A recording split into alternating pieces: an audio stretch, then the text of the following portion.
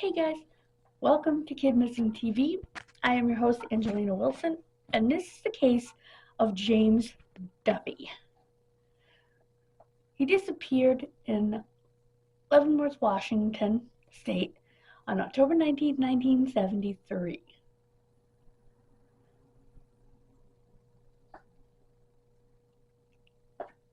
He, his sister, and his parents were camping at Peavine Creek on the Little Wenatchee River. James was just 4 years old. Now,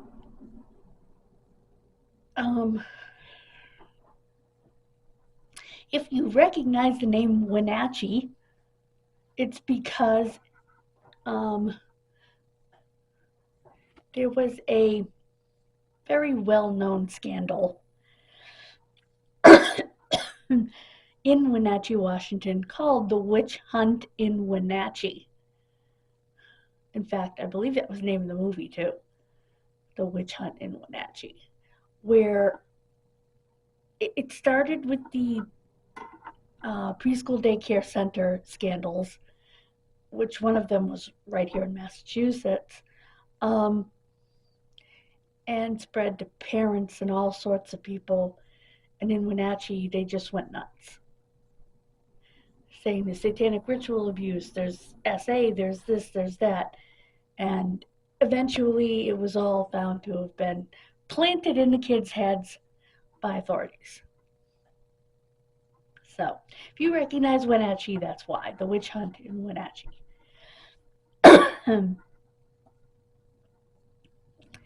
They searched for a week with up to 300 volunteers. The county sheriff said, quote, he was, quote, 99% sure he's not there. Okay.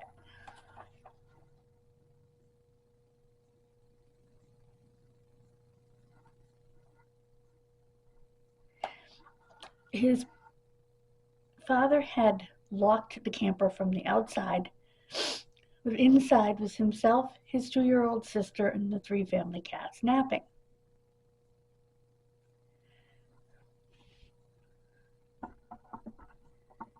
His parents were out hunting. So, at first, when one of the kids got up, they tucked him back in and they locked the door.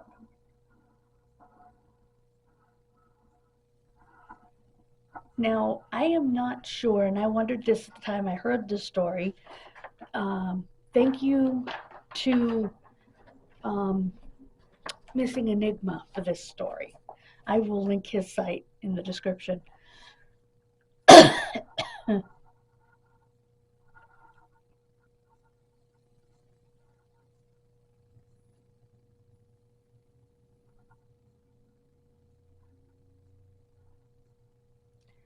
Now, what I don't understand, and didn't understand this even when I saw it on Missing Enigma, is about locking the door to the camper from the outside. How? Even if I locked my house door from the outside, if somebody was inside, they could get out, because you can unlock a door from the inside anytime. Granted, a 4-year-old probably wouldn't necessarily know how. The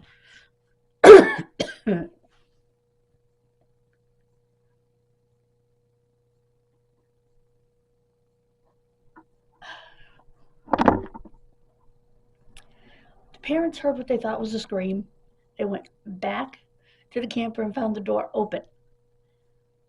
Dad ran inside. The daughter was still sleeping. The cats were still sleeping.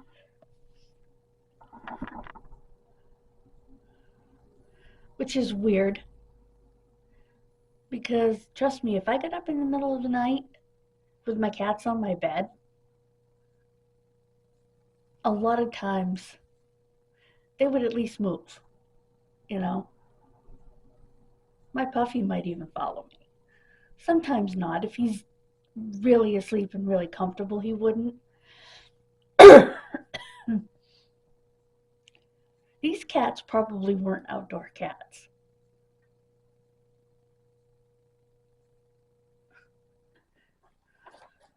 Now, here is here are the things they noted. The authorities and searchers noted. No tracks, no clothing, no drag marks, no signs of an animal attack, no vehicle tracks, no evidence of abduction. Now, drag marks? He was 4. It wouldn't be drag marks anyway. Just pick him up and walk off with him. Um,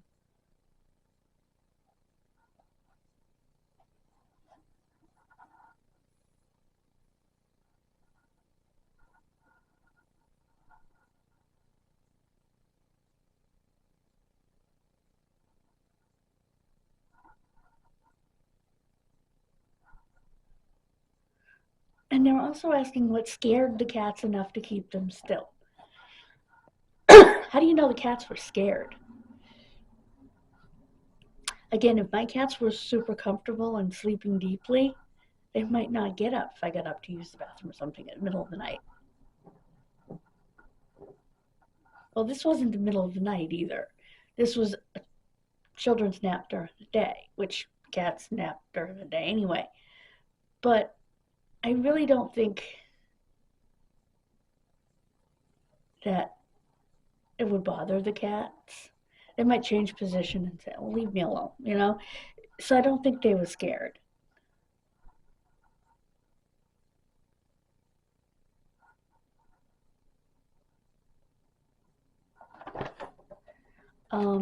If this is the only picture there is, there won't be a poster because it's not very good. Um, oh, his sister was 18 months old. Her name was Natalie.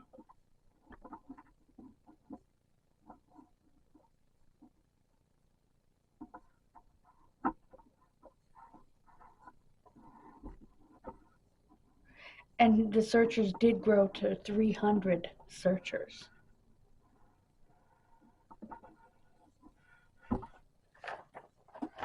Okay.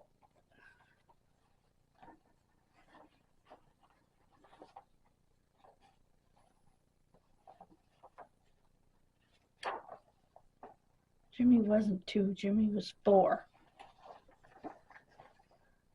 Now, why does it say Jimmy can't be 2? Jimmy was 4 years old. Because his sister was 18 months.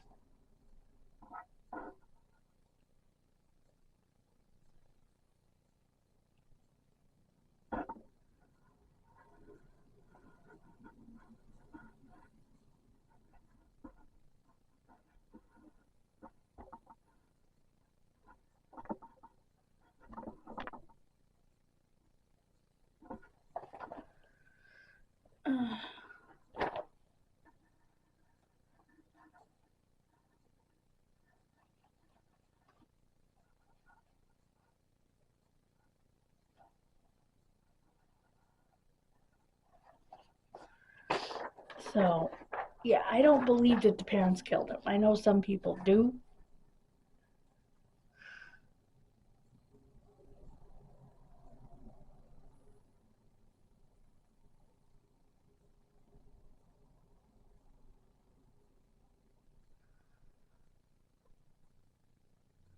I think the parents, I mean, they must have felt terribly guilty leaving him alone. The disappearance. Um, for some reason, his neighbors reported him to be mentally disabled. Now, I haven't heard anywhere where his parents reported him to be mentally disabled. But but his neighbors said he was. They said they hardly saw him. He was 4 and his sister was 18 months.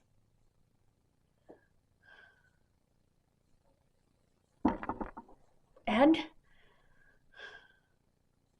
Maybe they played in their own backyard with their mom for a little while every day. The only time I see my little neighbor boy is when he walks to his car and back. That doesn't mean anything. It just means we don't have much of a yard to play in. Well, no, I've seen him play with his dad up back, and it's been winter. So I don't put a lot of stock in that because neighbors tend to mind their own business, which they should. And, you may see people coming and going, but for the most part, unless you're friends with your neighbors, you're not going to notice things, because we've been taught and it's been ingrained in us to MYOB, which here in the United States means mind your own business. Say hello to your neighbors, but don't pay attention to what they're doing. I mean, I know from subtle clues that my neighbor plays baseball.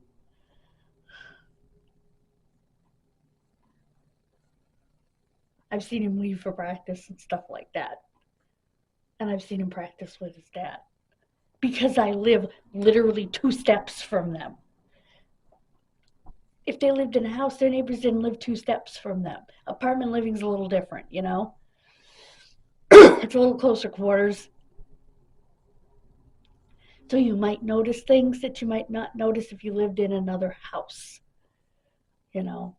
further away. If you live in an apartment and you're literally on the same doorstep, which I am with my neighbor with a small child, you notice things that you wouldn't notice if you lived in another house, even if it were a neighboring house. Granted, my neighbors in the other house on one side know my neighbors above me, but they're very friendly. The neighbors in the other house. And they've lived here all their lives and know all the neighbors. The neighbors on the other side of us, however, not a clue. They probably wouldn't have a clue. And I couldn't tell you much about them, except to say that I know that his brother lives across the street. Or his wife's brother, something like that. A family member lives right across the street, literally right across the street from me. That's all I know. And I know that from another neighbor. So my point is the neighbors don't always know. I want to give you the phone number for the Chelan County Sheriff's Department, who is investigating this case. And I will link you to Missing Enigma's video on the case, because he actually hikes to the area and shows you the area, which is not something I'm capable of doing. So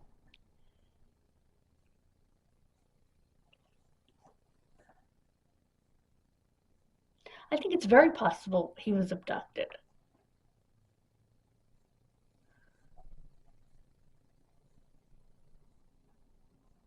Somebody walked in, picked him up, and walked out.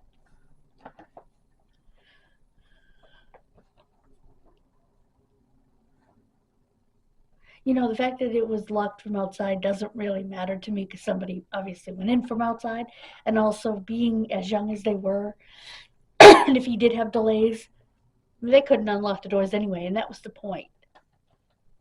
They didn't want the kids wandering off. And there was a lot of open area there. You'll see that on Missing Enigma. Anyway, the Chelan County Sheriff's Office phone number, and it is Chelan or Chelan, Chelan, 509-667-6851. That's 509-667-6851.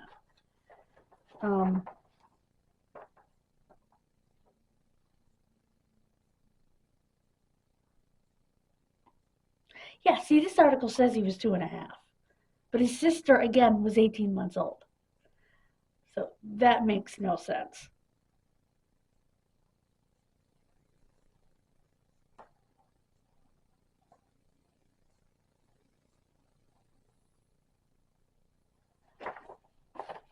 So,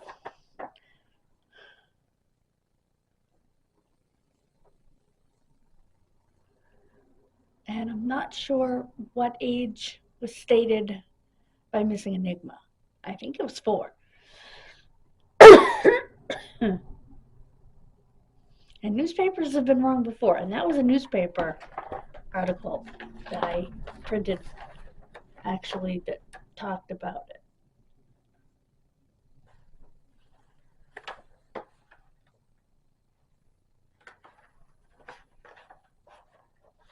So,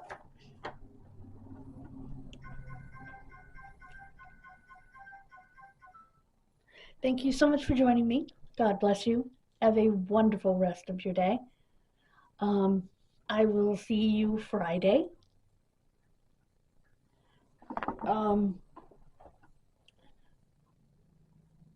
And oh, the case that I did yesterday of the autistic child, the child was located and returned to his family. He's in good health, although I'm sure scared. So that's good. I actually got the news right after I posted it. So I did put it in the description of that video. So,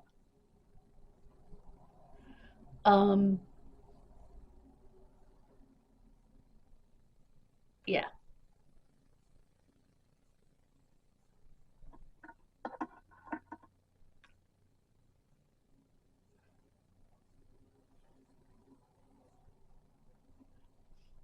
Thank you so much for being here, guys. Please consider hitting that subscribe button. Don't consider it, do it.